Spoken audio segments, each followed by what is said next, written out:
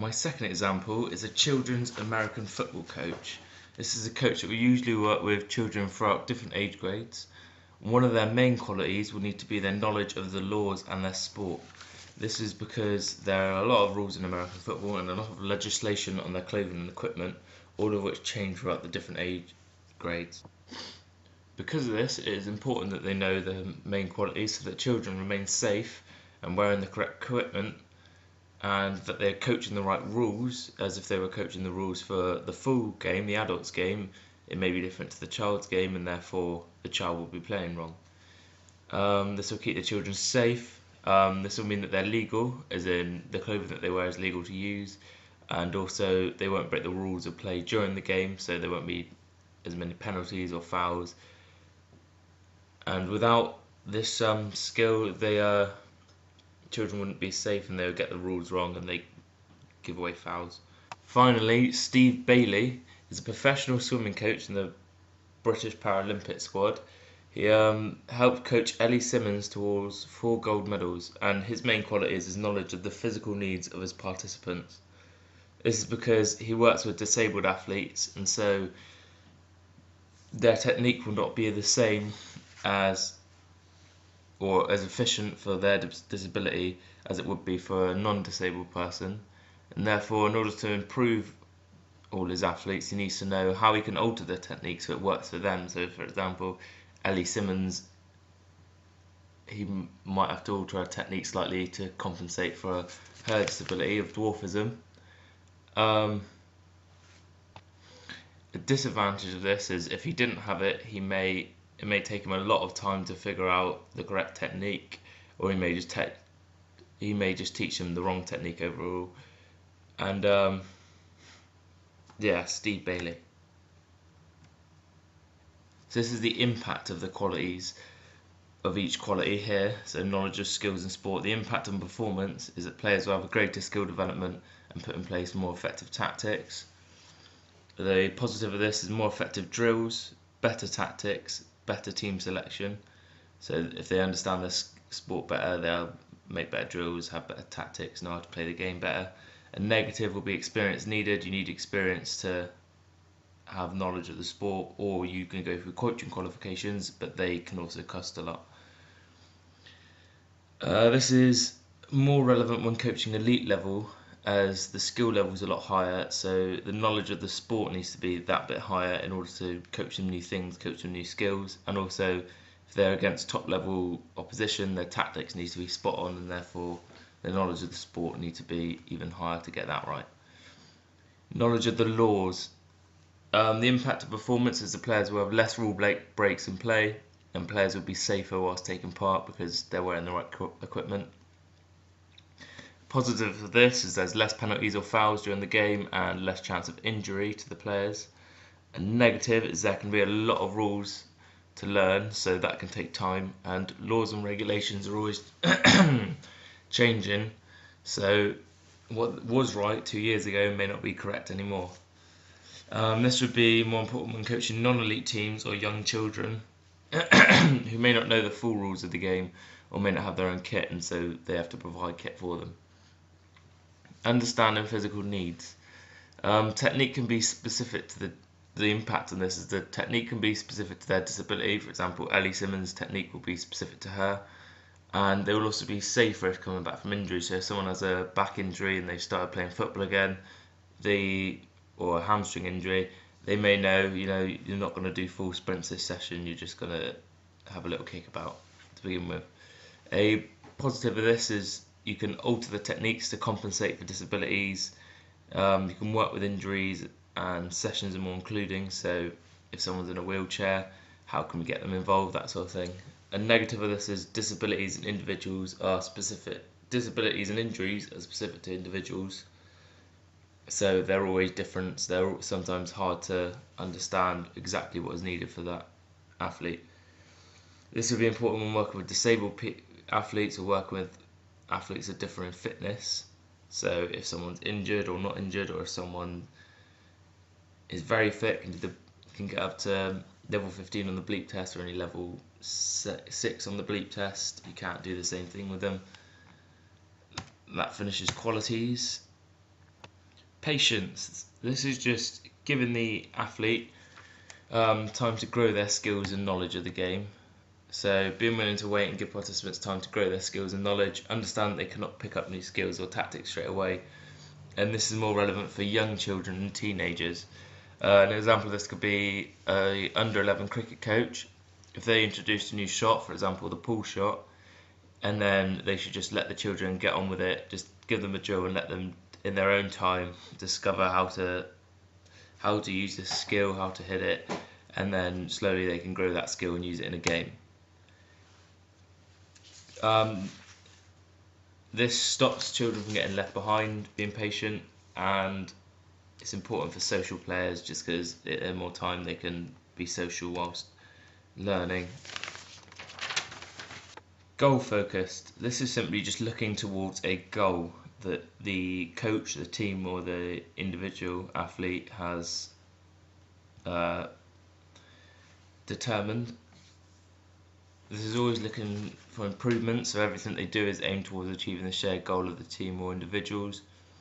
These goals could either be outcome goals or performance goals. So an outcome goal is, I want to win the league this year. That's an outcome goal because it's the outcome of their league, whereas a performance goal is more based around performance. So I'm going to improve my shooting ability, so I want 90% of my shots to be on target this year.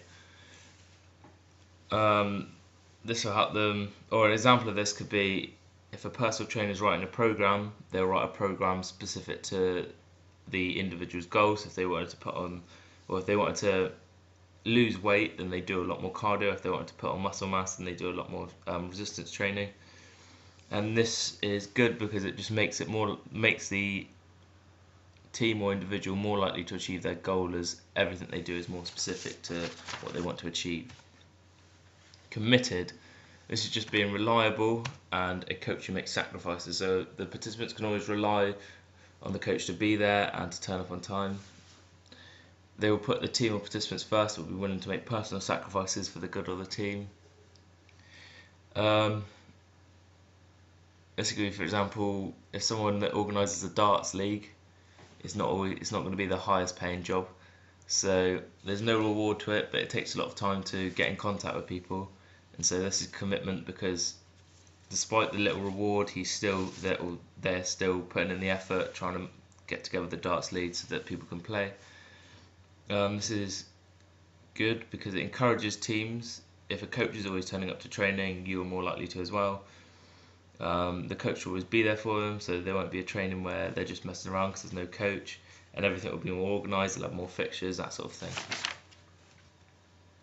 Examples. A under-13s para-athletics coach. They'll teach young disabled children how to perform athletic events correctly with their disability.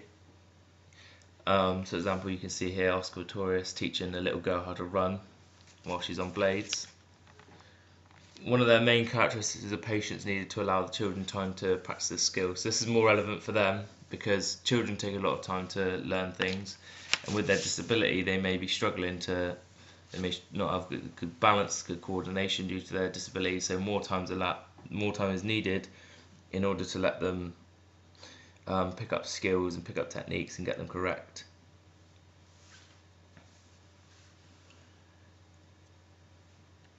And this is more encouraging for them because if they can pick up the skill without being rushed into the next thing, they'll be happier, they'll be more likely to compete or take part again because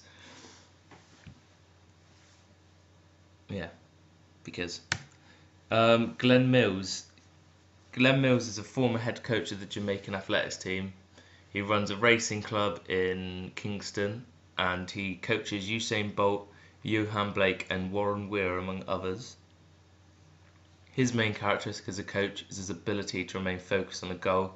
So as he's working with sprinters, his whole goal is just how are they going to get faster, how are they going to get faster. They need to get faster, reduce that time, reduce their PB.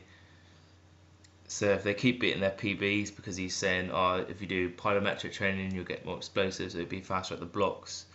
If you do flat level sprinting, you'll have a better top speed, so you'll be faster by the end of the race. He can keep beating their own personal best until they narrow down on or with Usain Bolt's case, the world record and Olympic gold medals, that sort of thing. Finally, a village cricket team manager. This is someone who will have to organise matches between other villages, carry out the team's training sessions, and prepare the wicket. This requires a lot of sacrifice, there's a lot of times needed, not only to turn up at the training sessions, but to go down to the wicket every day, to cut it, to roll it, that sort of thing, just to make sure it's ready to play cricket on every week. And making phone calls, emails, texting people to find out who's available for matches, and to find out what villages they're going to be playing, what teams they're going to be playing. This is an example of commitment, as they've got to be dedicated for this, and a lot of time is needed, as I just said. But there is little or no reward for this, apart from the cricket team being successful, or having someone to play, or just having a cricket team in general. So commitment is needed in order to have the motivation to go and do all that stuff for such a small reward. Impact of characteristics. So this is the same as with qualities. So patience, the impact on performance is players are allowed time to learn new skills. They'll find it more enjoyable and will be better at basic skills. Positives of patience is more enjoyable for young participants. They can learn and practice basic skills until they perfected it until they got it right. A negative of this is it's less enjoyable for better able athletes. Waste time if working within a time frame. So if you want to pick up so many skills, be able to do a front roll within 3 weeks, and you're giving them lots of time to do it, that may impact their ability to complete it on time. It'll be important more when working with younger children, as they take longer to learn things. Moving on to goal focused. The impact on performance is players are more likely to achieve their aims, as everything they do is towards it, and they will improve more in the areas that they highlight. So if they say my tackling is a weakness of mine, they'll then be focused on improving their tackling, so they're going to improve more. A positive of this will be greater development for players and a higher chance of winning if that's their goal, if they have outcome goals. Negative of this is not as fun, as they're always serious, always looking to improve on something, not just there to have fun, and they can put off younger athletes and social performers. This is more important when coaching a team that are focused on performance or development. Committed. This will impact on performances. They will have a coach that they can rely on, so it will always be that training sessions will make training sessions better, so greater development.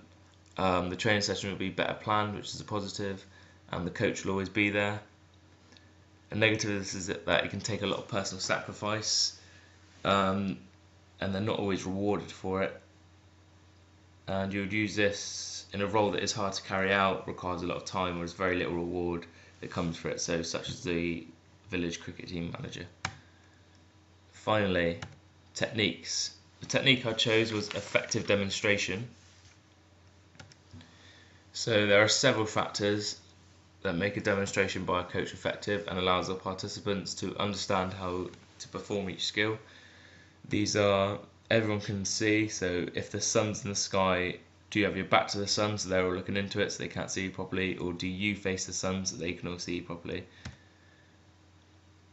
You should face in the sun so that they can see you properly. If the skill is performed correctly, so there's no point showing them a skill that's incorrect. The coach is not talking whilst performing it, because that could impact our ability to perform it. They get everyone around and standing still to watch it, so they're focused. Let them see from different angles. That is the main points. And when would you use effective demonstration? So if you're introducing a new skill, working with the young children, or to show them the correct technique, they may need something in order to see or to picture it in their mind. You know, I've got to do this, I've got to lift my shoulders up, I've got to put my legs back, I've got to lift my knees more, whatever skill or whatever you're introducing to them. By showing them it, they're more likely to copy it, as they know what they need to do. When not to use it, during competition it's hard because you don't have enough time. If someone's coming back from injury, it's more appropriate to do a fitness test, as showing them an effective demonstration they might not be able to do it. And when training the elite, as they may be better at you at doing it, so what's the point in showing them when they can